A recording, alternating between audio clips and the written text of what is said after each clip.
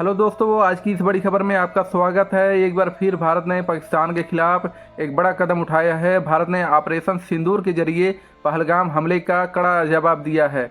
लेकिन इस ऑपरेशन के बाद देश और पड़ोसी मुल्क पाकिस्तान के बीच तनाव और भी ज़्यादा बढ़ गया है। इस तनाव का सीधा असर अब आम लोगों की ज़िंदगी और सफ़र पर भी साफ नज़र आ रहा है।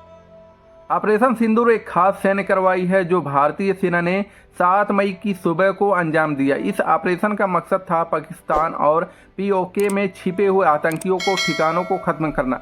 जानकारी के मुताबिक भारत सेना ने 9 बड़े आतंकी अड्डों को टारगेट किया जहां से भारत पर हमलों की साजिशें रची जा रही थी।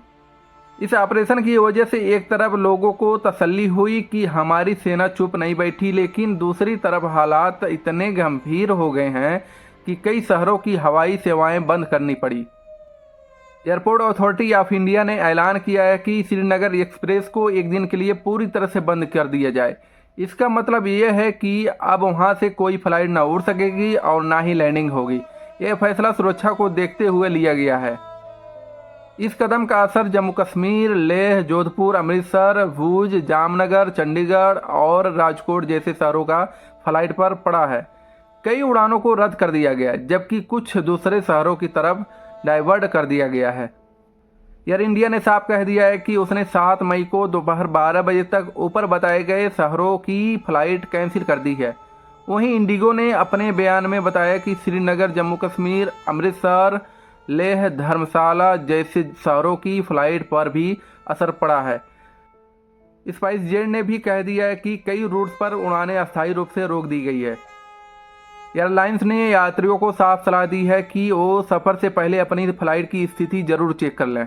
अब बात करते हैं जो सऊदी अरबिया से इंडिया सफ़र करना चाहते हैं और पहले से टिकट लेके बैठे हैं तो उनके लिए क्या है। जैसे कि मैं बता दूं, मैं खुद इस वक्त सऊदी अरब में हूं और यहाँ से भारत की फ़्लाइटें रोज़ चलती हैं, लेकिन मौजूदा हालात को देखते हुए कुछ फ़्लाइटें जैसे सऊदी अरब से जम्मू कश्मीर, अमृतसर या चंडीगढ़ जाने वाली उड़ानों को या तो टाल दिया गया है या डाइवर्ट कर दिया गया है। अगर आप या आपके अपने दोस्त यार जो भी हैं सऊदी अरब से भारत जा रहे हैं तो ख़ास तौर से उन शहरों में जहां हालात ख़राब है तो कृपया अपने एयरलाइन से संपर्क जरूर करें। हर बार जब भारत और पाकिस्तान के बीच तनाव बढ़ता है तो इसका सबसे बड़ा नुकसान आम जनता को ही उठाना पड़ता है। नेता अपने एयरक्राफ्ट और जेट प्लस सिक्योरिटी में रहते हैं, लेकिन जो लोग रोज़ कमाते हैं और रोज़ खाते हैं वही ट्रैफिक जाम में फंसते हैं। उन्हीं की फ़्लाइट रद्द होती है और उन्हीं के बच्चे स्कूल नहीं जा पाते हैं। जो लोग होटल में काम करते हैं या टैक्सी चलाते हैं या बस से सफ़र करते हैं, दिक्कत इन्हीं लोग को होता है। नेताओं के बच्चे कभी स्कूल बंद होने से घर नहीं रुकते, उनका इलाज कभी देर नहीं होता, लेकिन एक रिक्शा चलाने वाला अगर श्रीनगर या जम्मू कश्मीर में है तो वो सोचता है कि अब घर कैसे लौटेंगे। दरअसल 22 अप्रैल को पहलगाम में हुआ आतंकी हमला देश को हिला दिया था। 26 मासूम लोग मारे गए थे, इनमें बच्चे, महिलाएं और बुजुर्ग शामिल थे। किसी के घर का इकलौता कमाने वाला बेटा गया, किसी की मां की गोद सुनी हो गई। ऐसे हमलों के बाद भारत की कार्रवाई जरूरी है, लेकिन साथ ही ये भी जरूरी है कि हम ये सोचें कि हिंसा आखिर कब तक हमारी सेना को सिर्फ जवाब देना पड़ेगा और कब तक देश के आम लोग इस लड़ाई का खामियाजा भुगतेंगे।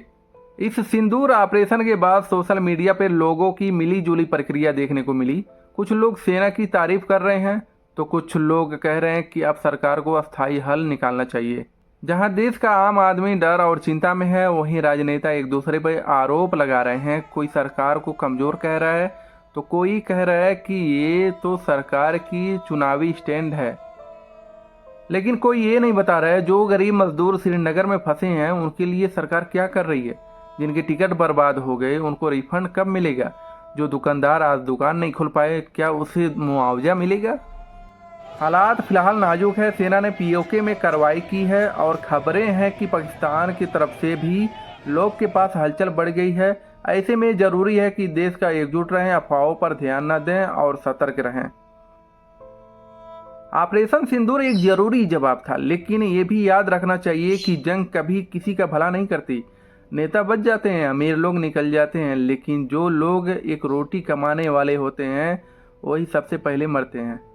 हमें शांति भी चाहिए और सुरक्षा भी। जरूरी है ऐसी नीति जो दोनों एक साथ लेके चले।